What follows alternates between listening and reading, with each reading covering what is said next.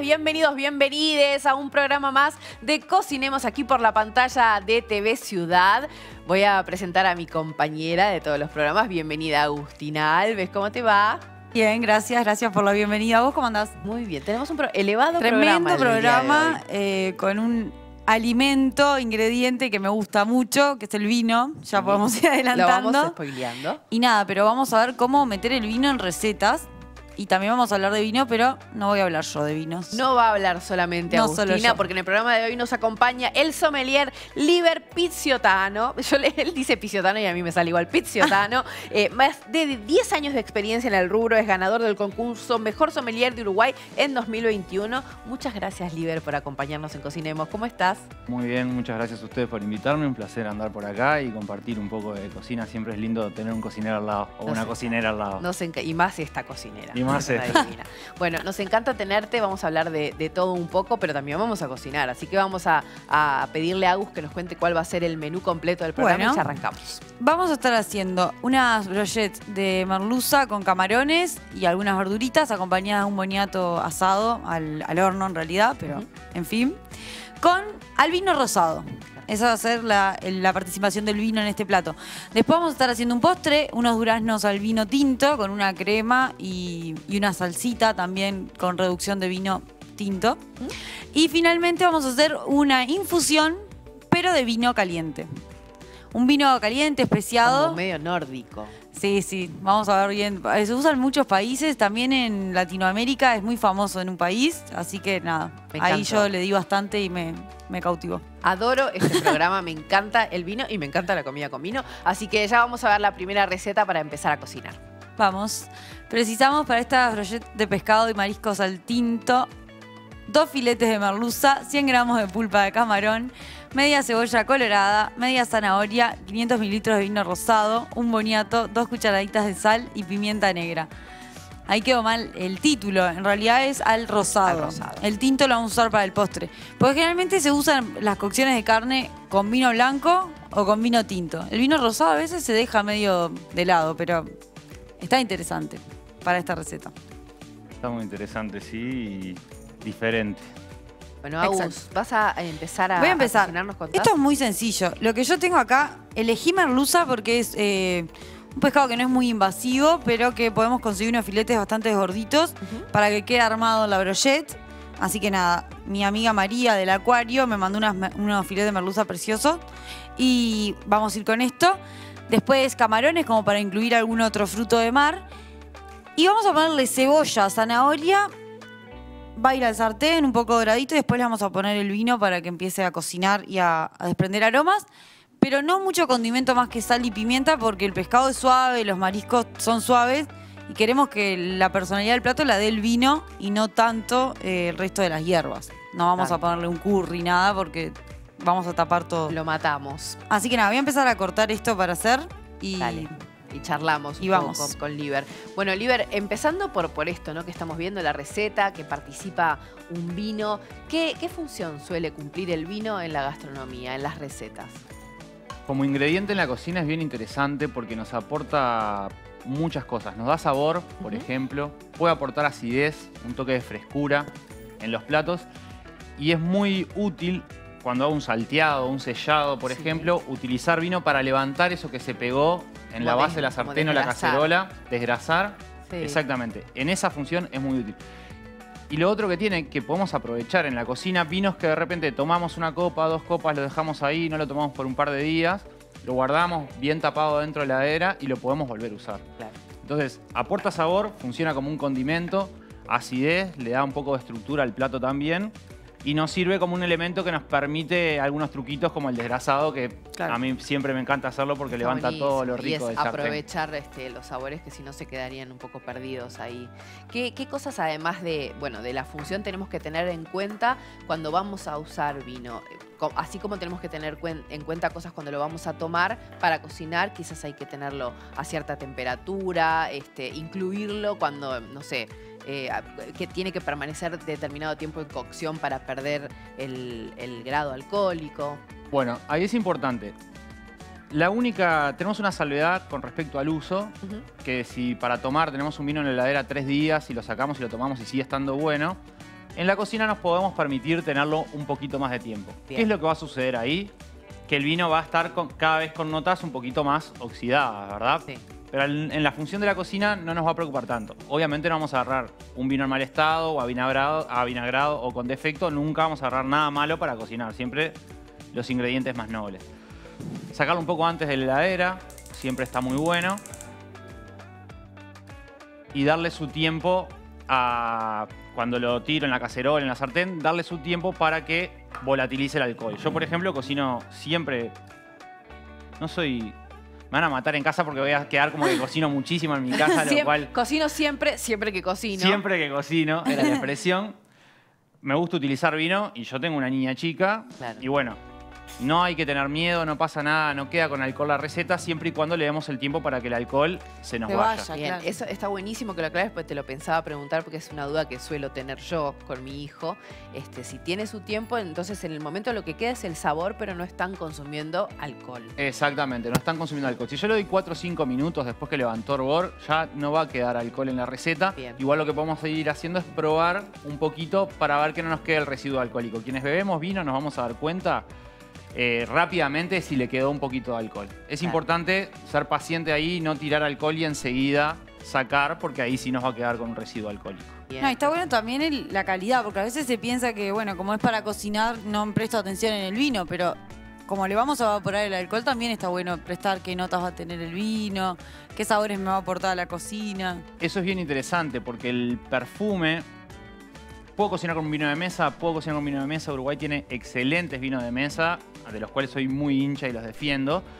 Pero cuanto mejor sea la calidad del vino, es un ingrediente más. Se está yendo el alcohol y lo que queda es el perfume, esas notas, ese aroma que yo siento cuando lo estoy probando, es lo que voy a sentir después en el plato. O va a estar muy reflejado en el plato. Como cuando decís vino de mesa, o sea, ¿qué define ese pasaje de nivel? ¿El precio? No sé, o sea, ¿qué es un vino de mesa y cómo se llama el que pasa un poquito más arriba de ser de mesa? Más allá del precio tiene que ver con algunas reglas en la forma de hacerlo. Uruguay en los años 90 determinó que habían 2 categorías de vino generales, digamos, los BCP y los vinos de mesa. Sí. Para los BCP se piden algunas condiciones donde tiene que ver con la graduación alcohólica. Hoy por hoy no lo establece la ley, pero sí hay una cantidad de kilos que se plantan por hectárea para definir, bueno, para vino de mesa, por ejemplo, si una hectárea de viñedo da 20.000 kilos, capaz que está bien. Para vino fino voy a hacerlo con 15.000, 10.000. Claro. Entonces, ¿qué pasa? Cuando tengo menos fruta en la planta, la fruta concentra más propiedades de las que obtiene la planta del suelo. Sí. Entonces lo que se hace en vino de mesa generalmente es bajar la cantidad de kilos en la planta. Entre otros procesos que se buscan, ¿no? Después en la góndola, ¿cómo identifico un vino de mesa? Bueno, generalmente los vinos de mesa, los de caja de cartón, son vino de mesa. Sí. Los el envase tetra. Tenemos en botellones de 1,5 litros también los vinos de mesa. Y los vinos finos habitualmente se presentan en botella de 750. Claro. O cuando es botella de 1,5 litros se presenta como botella Magnum. Y bueno, nos vamos a dar cuenta ahí claramente por la diferencia, el salto en precio. ¿Qué Claro. significa BCP? Vino de calidad preferente. Ahí va. Perfecto. Eso es una denominación que viene de los años 90, cuando Uruguay reconvierte su viña y reconvierte sus bodegas y orienta su producción a la producción de vino fino con un objetivo exportador y de mejorar la calidad también para el mercado interno. Claro. Y bueno, para cocinar, ¿cuáles son los más elegidos en general y cuál no deberíamos usar jamás? Eso no, jamás ninguno. Jamás ninguno. Ahí depende el gusto, el presupuesto, hay un montón de cosas. No usar nunca vinos con defecto. Si yo siento que el vino tiene aroma a vinagre, notas de cartón, si estuvo un mes abierto, bueno, ese vino no lo vamos a usar para cocinar porque lo que voy a obtener, como dice Agus, es Y va a arrastrar se va el esa mala alcohol calidad. y voy a arrastrar los sabores que quedan. Claro. Sí me puedo permitir de repente un vino que tiene 4 o 5 días, que yo ya no lo bebería, porque va a perder mucho en calidad. Lo puedo usar perfectamente para cocinar, que no voy a tener problemas. Va a estar un poquito más oxidado, pero va a estar muy bien también para cocinar. ¿Y cuáles son los que se suelen elegir más en gastronomía? Los vinos blancos con buena acidez, los tintos estructurados para carne, por ejemplo, ¿vieron esos tintos? El Taná, nuestra cepa típica, es uno de ellos. Se usa mucho para hacer reducciones o fondos con carne. porque le aporta mucha estructura. Aparte de aroma, le va a dar una estructura al plato. Y los vinos, el taná, por ejemplo, la función del tanino es barrer la grasa en boca. Entonces, esa función también la va a estar cumpliendo en la salsa. Claro. Interactuar con la grasitud del plato. Bueno, justamente al programa de hoy le pusimos más allá del tanat, me olvidé de decirles el nombre del programa, porque vamos a estar probando con otros, ¿no? Que es el tanat es el que más se usa, pero vamos a experimentar un poco más. Bueno, Agus, ¿cómo venís con la receta? Bien, mira, estoy haciendo como un colchoncito de vegetales, la misma cebolla colorada, un poco de tomate que tenía por ahí y un pedacito de morrón para reciclar esas vegetales que tenía. Perfecto. Para que se vaya pegando el sabor en el sartén, lo que decía Liber, que después cuando le ponemos el vino va a levantar también esas notas y se va a mezclar. Así que nada, esto ya está bastante caliente, ya voy a poner las brochettes. El armado de las brochettes es a gusto de cada persona, el diseño que quieran hacerle. Yo fui intercalando, está bueno que la cebolla esté cerca de las carnes y intercalada con los vegetales para dar más humedad. Eso es un dato nomás. Acá lo que voy a hacer es saltearlas bien como un sellado y después vamos a agregar el vino. Y la sal se la voy a agregar en un ratito también porque quiero que haga un poco de costra, tanto los vegetales como la brochette. Entonces si le pongo sal van a empezar a largar líquido y va a empezar a quedar todo más blandito. Entonces la sal en un rato. Me encantó Todavía no. Cuando le ponemos el vino, es un precioso momento ese, que uno pone el vino Un gran y salen momento. todos los aromas. Bueno, Liber, hace más de 10 años que sos sommelier. ¿Cómo llegaste a esa elección? ¿Cómo te acercaste a la profesión? De casualidad, por el cine, en realidad. Mira. Yo trabajaba en gastronomía, trabajo hace 18 años. Sí. Y con el vino hace 10. Hubo una película, Entre Copas, que la recomendó en un programa de radio que yo escuchaba. La vi. Y mi sueño era estudiar cine cuando era un gurí, o cuando era más gurí. Y bueno, esa película me partió la cabeza con el tema del vino. Yo trabajaba en un lugar donde nos dejaban probar mucho el vino, un dueño de restaurante con mucha cabeza que me abrió mucho el panorama en la gastronomía. Claro. Y me fui enganchando, probando vinos en el restaurante, vi esa película y dije, es por acá. Y por acá también voy a poder explotar el lado creativo. Yo dibujando soy horrible, cantando soy horrible. Y necesitaba tener un lugar donde poder explotar otras facetas de la vida que para mí son importantes. Sí. Y el vino como que me ofreció ese lugar que no encontraba haciendo otras cosas en gastronomía que me encantaban. Pero claro, un restaurante, el servicio termina siendo siempre igual. Distintas personas, pero muy repetitivo todo. Claro. ¿Y dónde encontrás lo creativo del sommelier? ¿En el maridaje? ¿En qué momentos te sentís como que estás creando? En el maridaje, en la interacción con el público, en buscar lo que le gusta a la otra persona. La función del sommelier un poco es comunicar y funcionar de canal entre la bodega y los consumidores. ¿Cómo transmitirlo, no? Transmitirlo, pero a partir de lo que el otro siente, de los sentimientos del otro. Uno primero tiene que conocer muy bien los vinos que trabaja, si está en un restaurante o en una tienda, y después escuchar. El oído es el principal sentido del sommelier. En algún momento dije que para mí era la nariz, pero analizándolo después me di cuenta que estaba equivocado. Y hay que escuchar mucho. Cuando llega una persona y me dice, no, a mí me gustan... O las personas de Brasil que dicen, a mí me gustan los vinos amaderados. Yo trabajé mucho tiempo con turistas. O viene una persona, no, estoy empezando con el vino, me gustan con más cuerpo, con menos cuerpo, con no sé qué. Y ahí pensar, ir a buscar y decir, este es el vino que vos precisás. Y bueno, después en el maridaje ni que hablar que es la zona más divertida, la que me gusta más trabajar, de hecho. Claro. Igual en ese momento también hay como cierta valentía, ¿no? Como un arrojo a la hora de decir, bueno, es escuchás lo que te piden, lo que dicen que les gusta, pero a la hora de la decisión te la jugás. Sí, y es parte de lo divertido también, de decir, bueno, me juego por esto y veo qué pasa, y ese momento de incertidumbre entre que le gusta o no le gusta. Trabajando en tienda yo le decía, si no le gusta, lo invito yo o lo pago yo. Por suerte, jugado. no volvían muchos y no tenía problemas con mi jefe. No has perdido mucho. Y no perdía mucha plata. Pero es lindo y lograr entrarle a la persona con el vino, qué necesita para ese momento, es como bastante mágico. Claro. Por lo menos para uno que lo que le gusta es bien lindo ese momento. Y también, venderlo no en el sentido económico, sino eso, vos escuchás y tenés que, capaz que decís, bueno, pensé este vino porque sé que te gusta esto y este tiene tal cosa. O sea, también es como vos le presentes el vino, para mí ahí ya vas convenciendo también, de cierto modo. La comunicación es... Y también contar, hay una parte muy linda que tiene el vino que no lo tienen otras bebidas, que es una parte un poco menos... Si bien hay grandes productores de miles y millones de litros, tiene una cuestión más, por lo menos en nuestro país, más artesanal, más de familia. Todavía hay tanto laburo atrás de una botella de vino, pueden pasar tantas cosas que poder contar eso, transmitir eso, que no son todos los años lo mismo, que es un producto que todos los años cambia, es interesante hacérselo llegar a la persona también para que valore lo que está tomando. Está tomando el fruto de una planta que demoró 5 años en estar pronta para producir. El vino que está tomando viene de una planta de fruta que estuvo plantada el año anterior, de un productor que miró en el momento de la cosecha al cielo a ver si le llovía, si caía un helado, si caía un granizo. Es apasionante. Entonces, conocer esos detalles de qué pasó el año, del productor cómo trabaja, conocer a la gente que hace el vino acá, que hay un montón de gente podando y cortando que nadie la nombra, pero es parte fundamental. Esa gente cuando una viña tiene personas capacitadas en el campo, capacitadas no que de cursos ni de nada, sino gente que de historia, de que vida, sabe cuidar laburando la en viña. eso. Hay familias de tres generaciones de podadores, por ejemplo. Claro. Y bueno, contar la historia de esas manos también me parece interesante.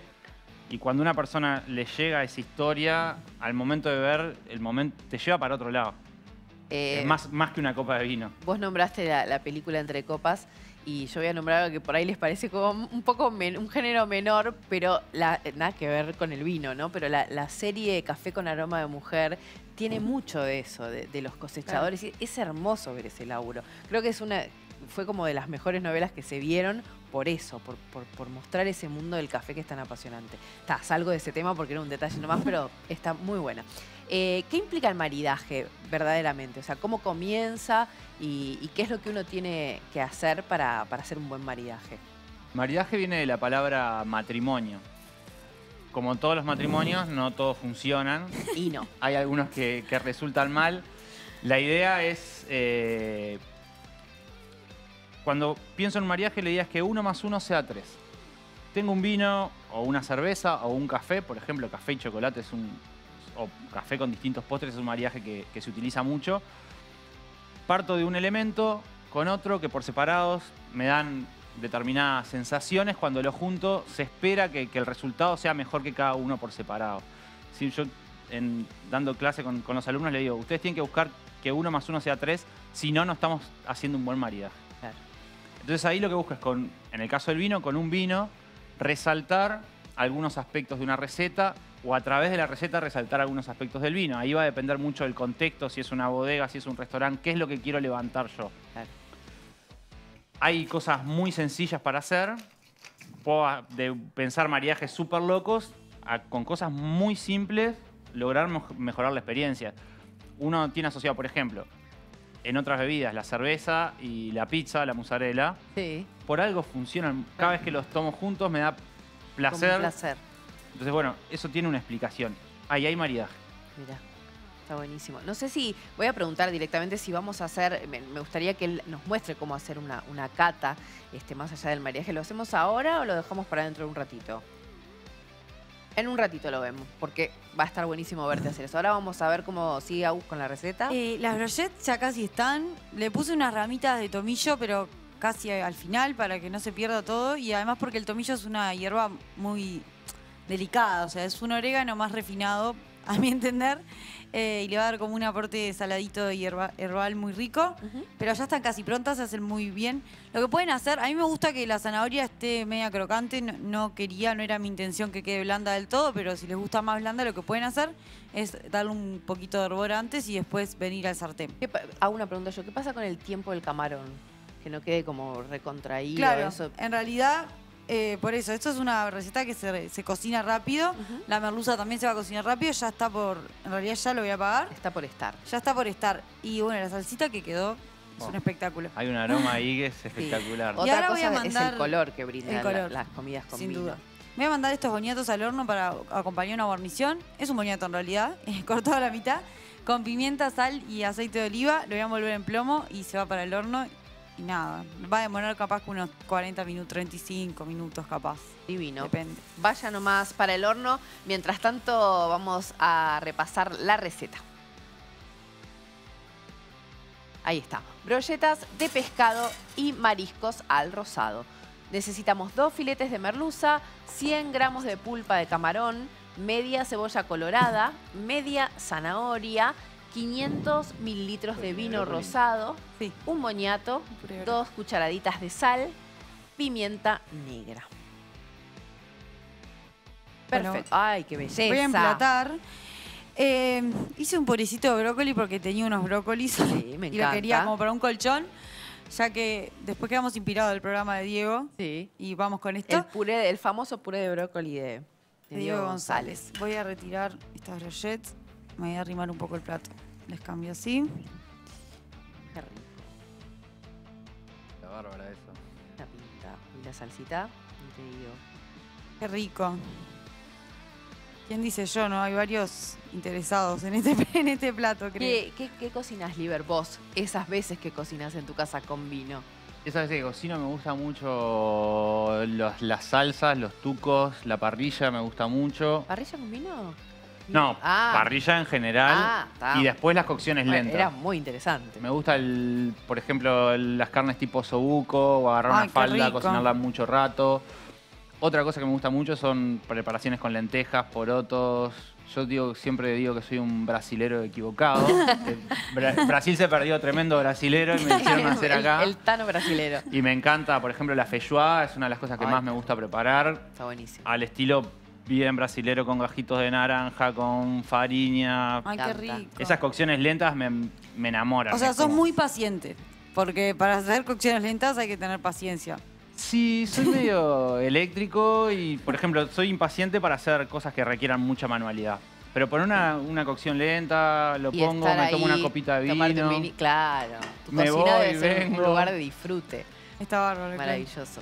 Bueno, Agus, te quedó divino Voy el a platiqui. ponerle un poquito más de tomillo fresco, pero al boniato, que no tenía. Y listo, está pronto este plato. Me encantó. Muy deli. Luego Con vamos vinito a- rosado, que le va a dar un poco de acidez. Y Oh. también sus notitas, que están muy buenas. Ahora me quedo Ahora con una vemos. pregunta para el bloque que viene que tiene que ver con esta idea de que solo podemos tomar vino blanco si comemos pescado. Pero la dejamos Muy para el bien. próximo. Nos vamos a una tanda, ya seguimos cocinando con vino más allá del Tanat en este programa especial de Cocinemos.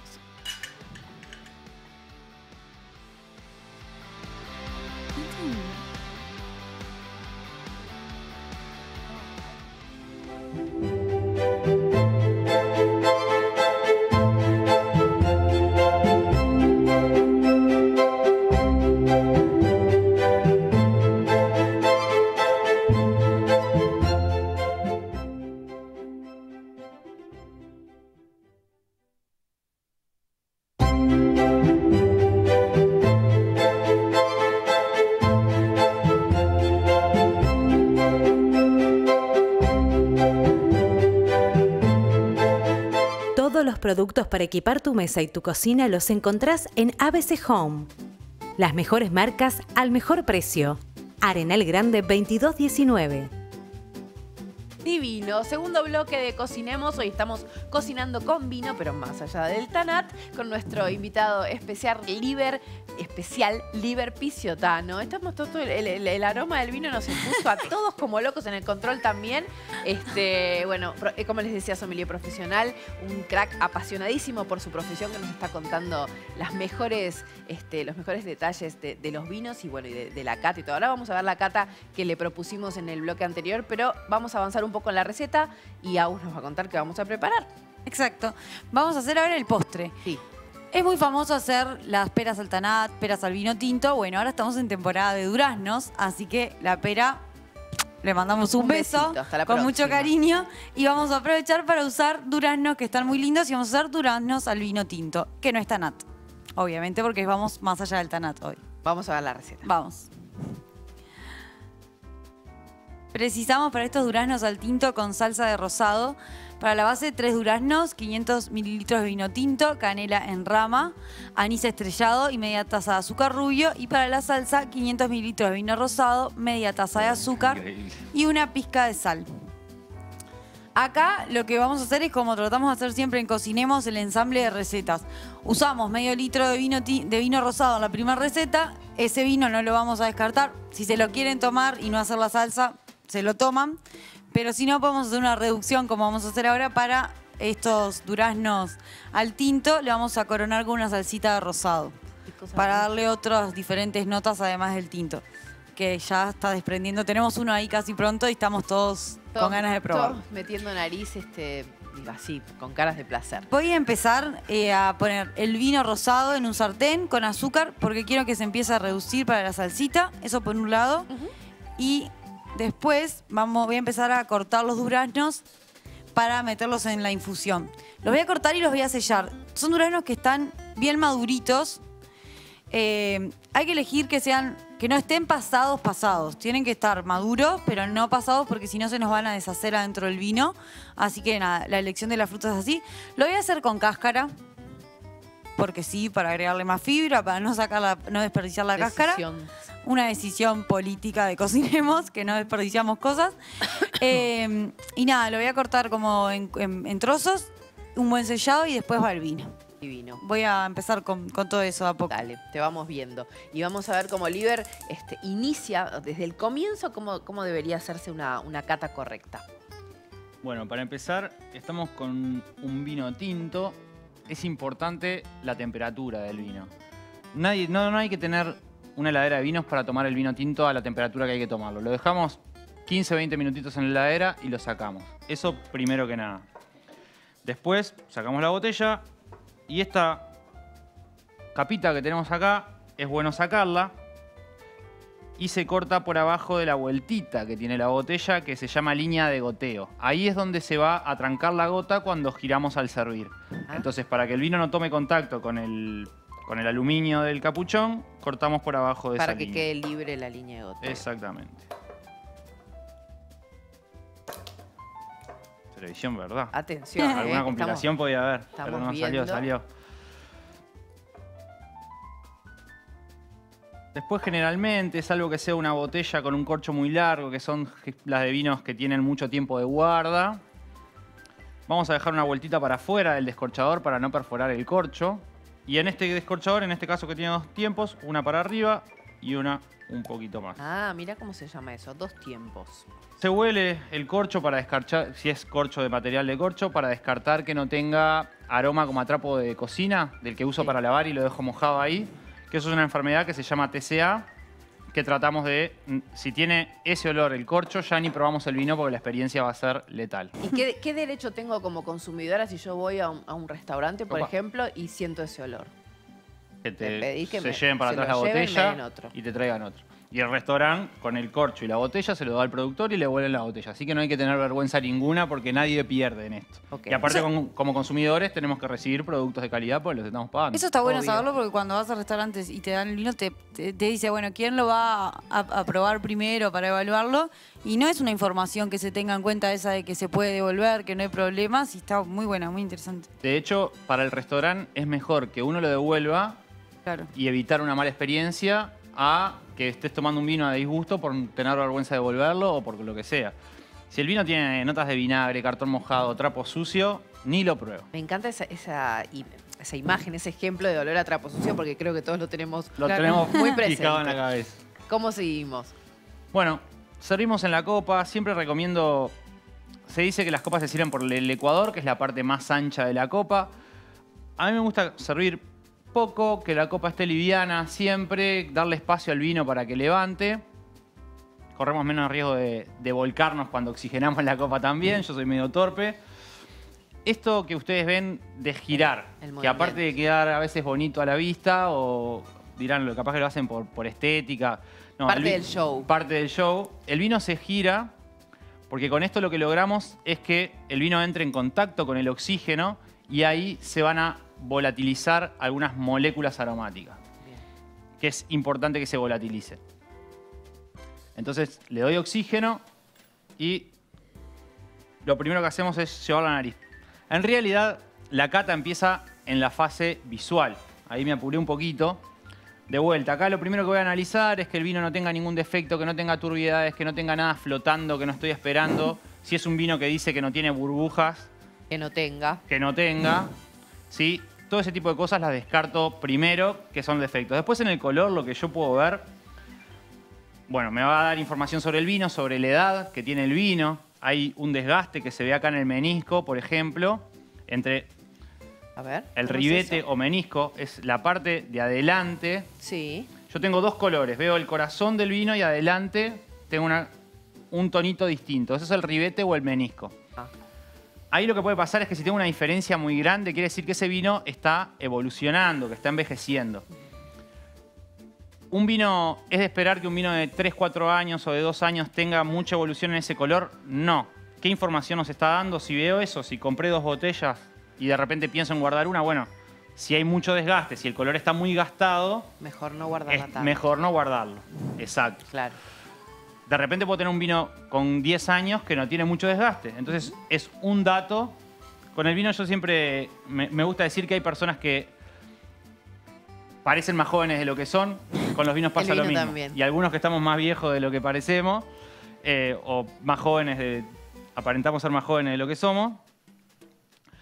El vino nos da esa información. Si el vino me va dando desde la vista señales de que no está envejeciendo, bueno, es una señal de que lo puedo guardar. A veces la gente dice, ¿y este vino se puede guardar? No lo puedo guardar. No todos están hechos para guardar y no todos mejoran cuando envejecen. Hay vinos que están pensados para tomar en el momento y es lo que hay que hacer. O sea que la información no es solamente para lo que uno va a tomar, sino también para conservar lo que tiene y todo eso. Exactamente.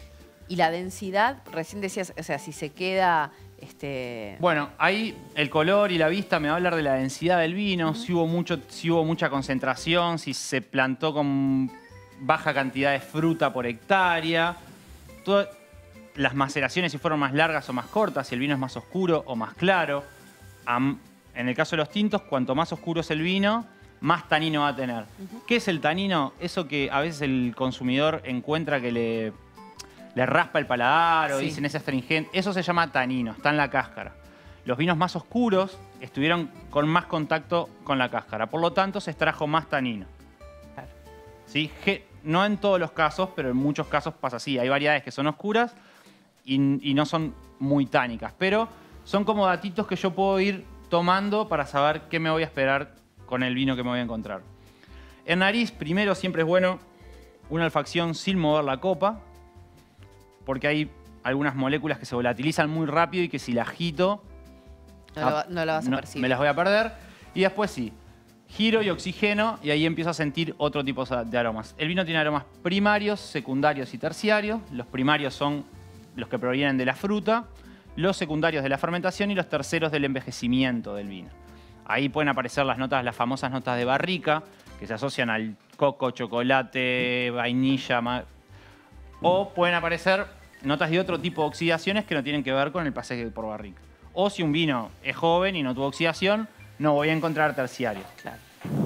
Y ahí también se explica la diferencia. A veces la gente dice, ¿y este vino por qué sale esto? ¿Y este vino por qué sale el otro? Bueno, no siempre el precio es representativo con la calidad, pero a veces cuando un vino dice que tuvo barrica o que lo abra y le dé un tiempo y nos va dando como esa información, lo que se espera es abrir una botella e ir encontrando cosas diferentes. Es como ver una película. Claro. El vino se va desarrollando de maneras distintas. Empieza a aparecer la fruta, después una nota de fermentación, después aparecen notas de barrica. O mayor la experiencia. Y ahí Sí, crece. o más larga. Que eso no es bueno para todo momento. Yo, por ejemplo, si estoy cansado en mi casa, no me abro un vino, no quiero pensar. Me quiero tomar un vino rico, fresco. No todos los vinos son para todos los momentos. A veces cuando tomo un vino que envejeció, que tuvo... Bueno, ese vino necesita tiempo. Claro. Son como distintos tipos de experiencia. O me miro una serie cortita de 30 minutos Sí.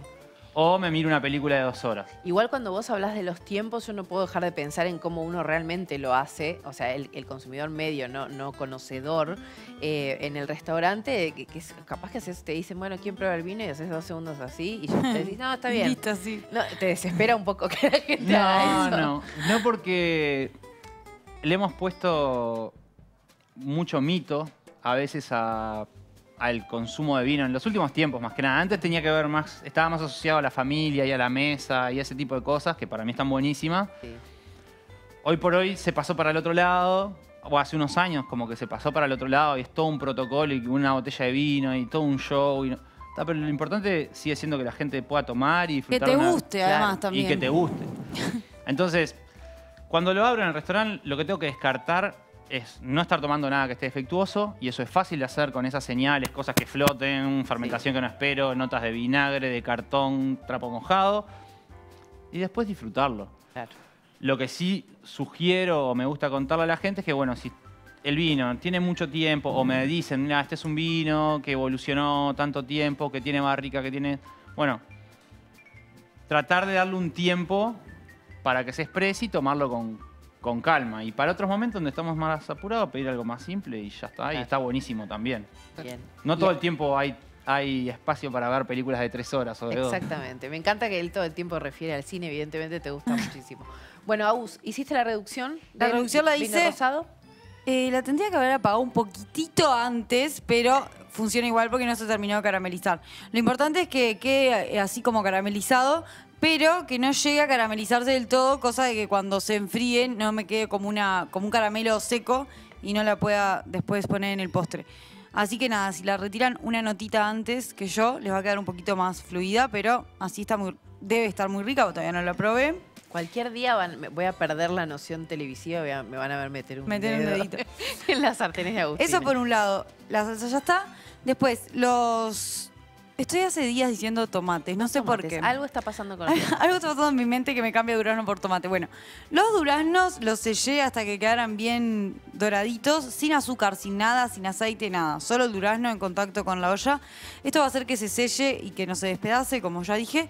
Y después le agregué el vino que descorché Oliver y le puse también anís, canela y azúcar rubio.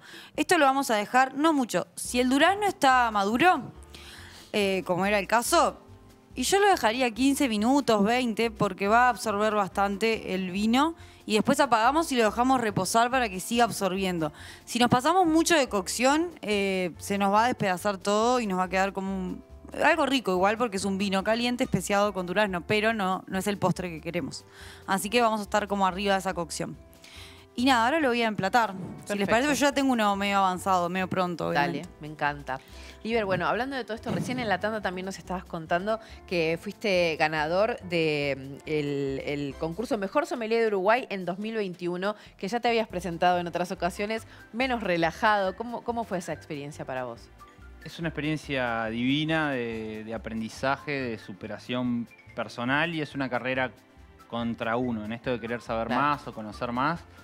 Uno después de cada instancia, vaya como le vaya, siempre sale mejor de como estaba. Esta vuelta tuve un resultado que estuvo bueno también y quedás contento. Aparte, saliste mucho mejor. Estuve bastante mejor, pero es una experiencia súper exigente.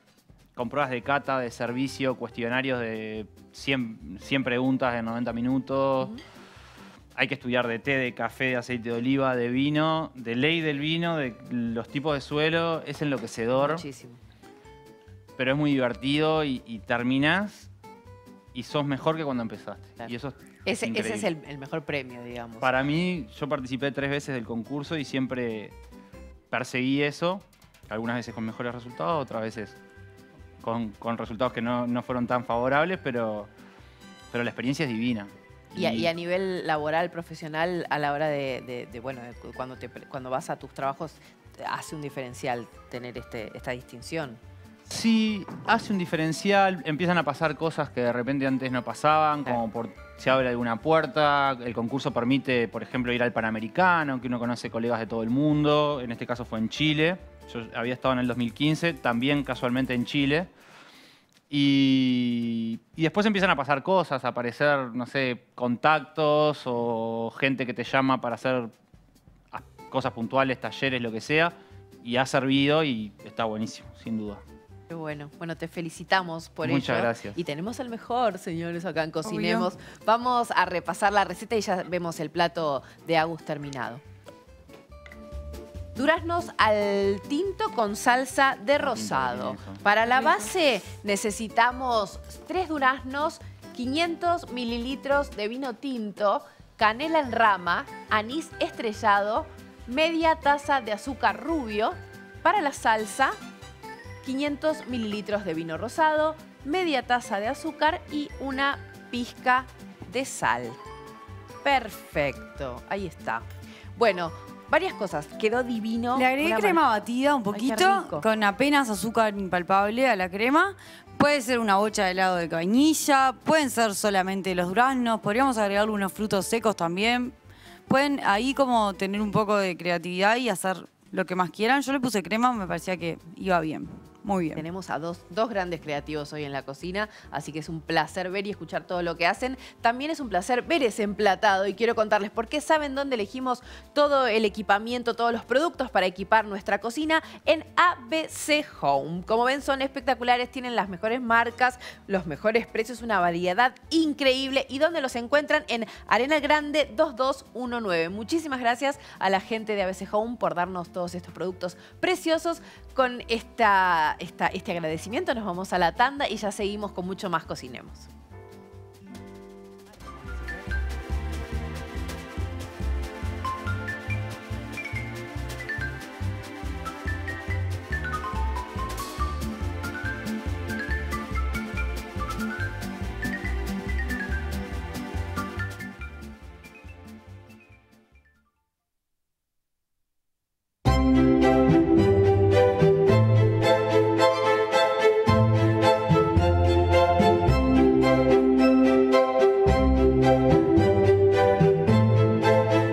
Presenta Mercado Agrícola de Montevideo, en el corazón de un barrio donde late la ciudad.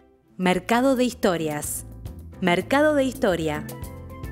Maravilloso, tercer y último bloque de Cocinemos. Hoy estamos cocinando con vino. Tenemos a nuestro invitado súper especial, Liber Piciotano, que nos está acompañando y dándonos todo su conocimiento. En este caso, la última receta que hemos elegido es una infusión, así que como ya saben, vamos a presentar este segmento nuevo que tenemos en Cocinemos y Agus nos va a contar de qué se trata.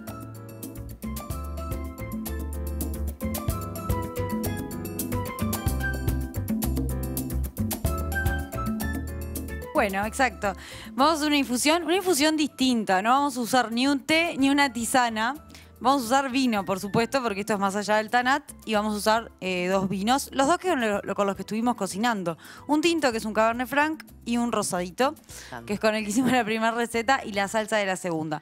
¿Por qué es una infusión? ¿Por qué entra en este segmento? Porque nosotros vamos a colocar el vino como nuestra agua sería, y lo que vamos a infusionar son las diferentes especias.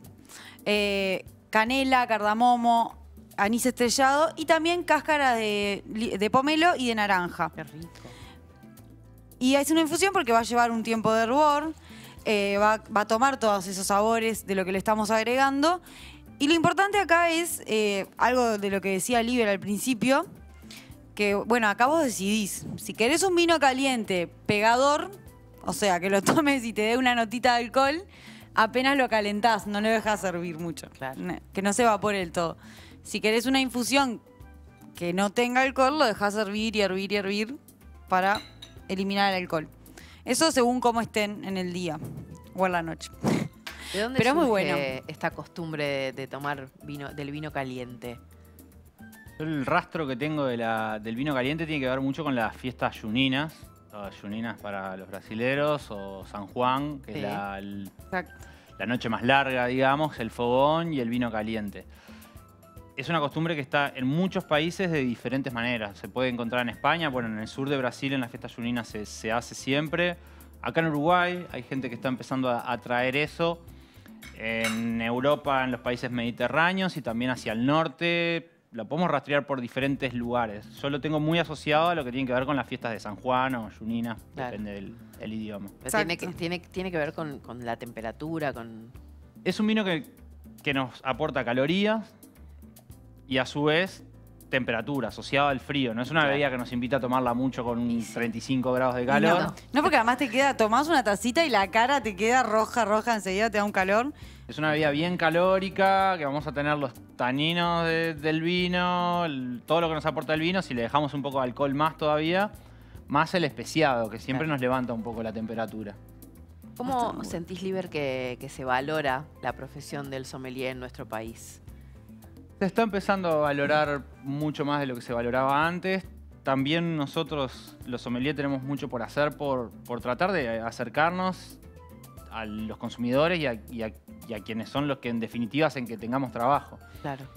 Somos humanos, que capaz que en algún momento yo creo que a través de la figura del sommelier o esto de que los cocineros sean star o los sommeliers sean y llegaba la figura del sommelier, y el sommelier, tal vez nosotros también nos pusimos un poco en ese lugar de... Como ciertos prejuicios de que son como estrellas. Prejuicios del público, y capaz que nosotros nos pusimos un poco en ese lugar porque era una figura que acá en Uruguay o en el Río de la Plata no se encontraba mucho. Claro. Entonces los primeros que aparecieron acá en el Río de la Plata, los clientes a veces decían que no venga el sommelier porque me va a matar con el precio del vino, con lo que Claro. sea. Por suerte eso está cambiando. Hay un montón de colegas transmitiendo muy bien, comunicando muy bien el vino y ayudando mucho a las bodegas, que en definitiva creo que es parte bien interesante ese nexo entre el consumidor y la bodega, de mejorar la experiencia del consumidor y a su vez contar lo que pasa en un lugar donde se hace vino, que es mucho trabajo, mucho tiempo, mucha gente que hay detrás, es de los productos que da más trabajo Sí. dentro de lo que es el agro, la producción de vino. Entonces, que la gente se pierde esa historia es una pena, que los vinos sean maltratados en los restaurantes porque no haya una persona capacitada para cuidarlos bien, también es una pena, porque si yo me tomo un vino a una mala temperatura o de repente que fue mal cuidado y llega con un defecto a la mesa, habla mal del restaurante y habla mal de la bodega, y la gente no sabe que es que maltrataron una botella. Claro. La gente dice, este vino es horrible, capaz.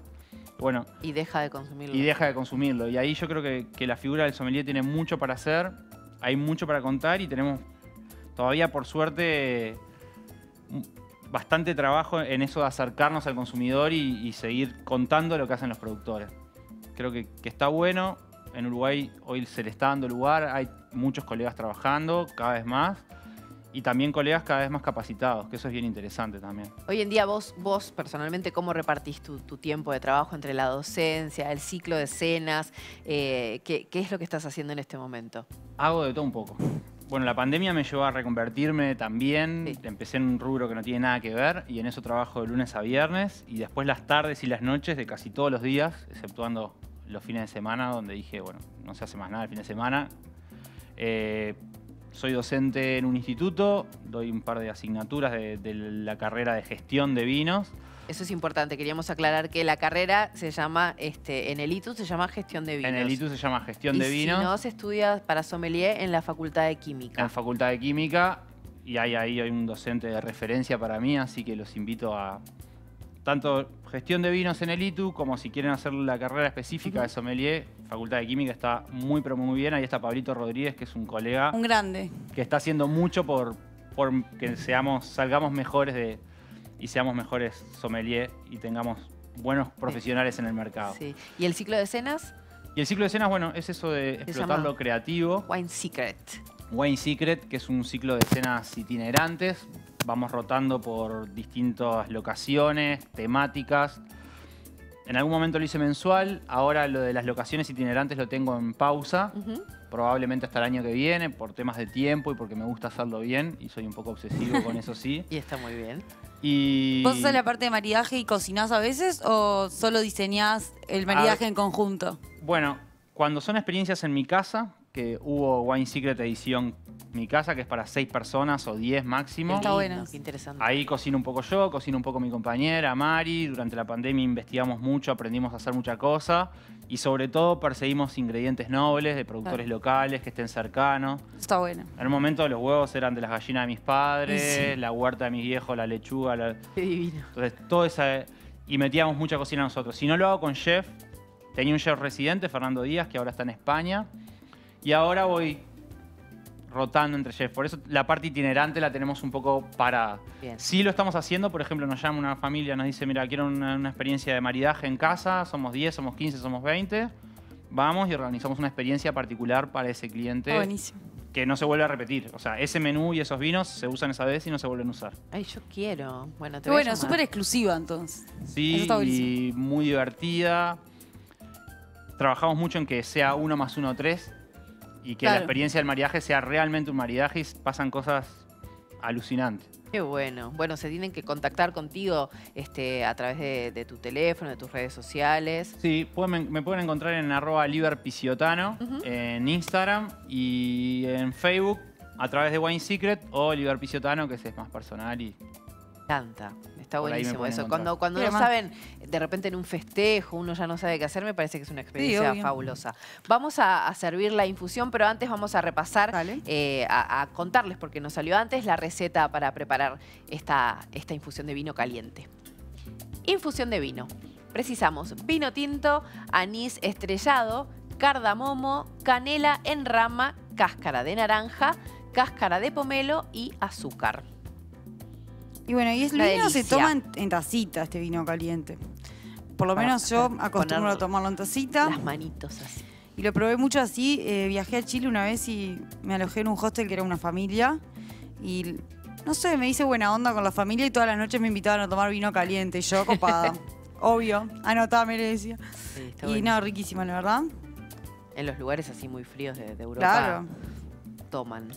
Bueno, vamos a hacer, capaz que entre ustedes, yo estoy aquí, pero me gustaría que hagan un brindis y ya que estamos te queremos felicitar. Sabemos que estás ahí con la paternidad a flor de piel. Felicitaciones a toda tu familia, a tu compañera también.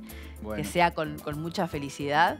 Y brindaremos por eso, te vamos a volver a invitar, nos encantó, nos quedaron un montón de cosas por charlar, charlar. pero bueno, importante que la gente valore esta profesión del sommelier, valore los vinos uruguayos, que tenemos un montón y de muy buena calidad, y que se interioricen porque es un mundo enorme por explorar. Es un mundo divino, precioso, los invito a meterse porque después que entran no se puede parar. Me encanta. Se los aseguro. No podremos parar entonces con el vino, A tomar con vinito. moderación y salud. Salud, muchachos. Van a brindar hoy ustedes. Brindemos. Muchas gracias, Salud, Liber. Liber. Gracias por Salud. venir. Gracias a Un Gus por placer. esas recetas maravillosas y nos despedimos hasta el próximo programa de Cocinemos. Chau, chau.